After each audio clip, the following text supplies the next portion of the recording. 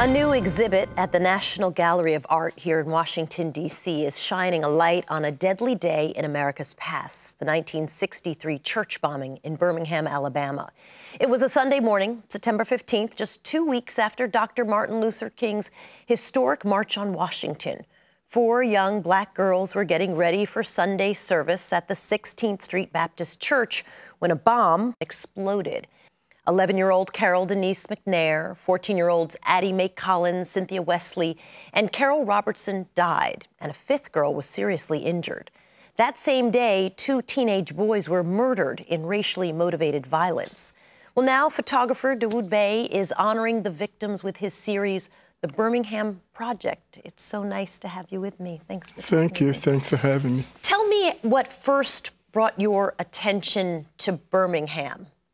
Well, it was 1964. A book was published called The Movement, and it was a book of photographs of and about the civil rights movement. And my parents brought this book home, and they left it someplace where I could see it. They didn't talk to me a lot about it. And I picked it up and started looking through the book. There were a lot of horrific photographs in that book, including a photograph of the older sister, Sarah Jean Collins, the older sister of Addie Mae Collins, one of the girls who had been killed. And she was laying in a hospital bed with her eyes covered in big gauze bandages. And something about that photograph just seared itself into my psyche.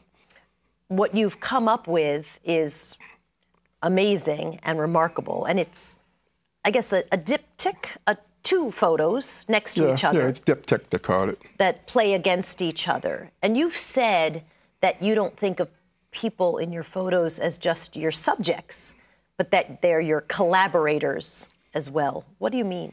Well, in this case, the structure of the photograph was my attempt to answer the question of how does one visualize the past?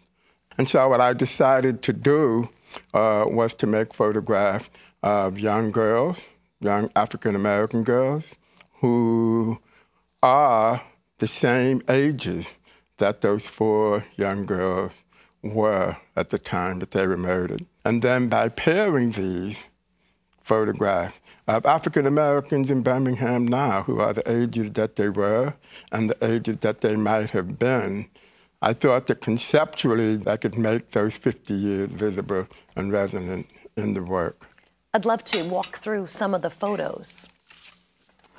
This is my favorite set, and I don't know why. I feel like this girl could grow into this woman. That's kind of like the implication of it, or the suggestion of it.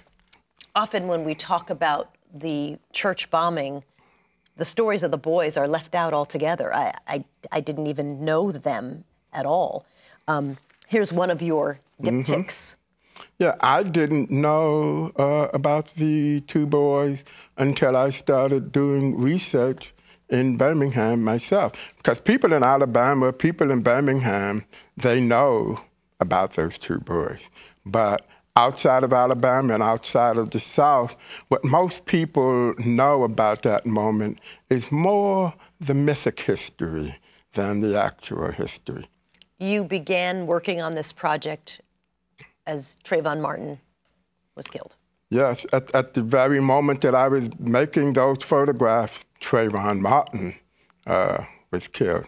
So the relationship between the past and the present and the way those 2 things kind of collapsed into each other at that moment was certainly not lost to me, that this is not a moment that resides comfortably in the past, but is sad to say with us right now.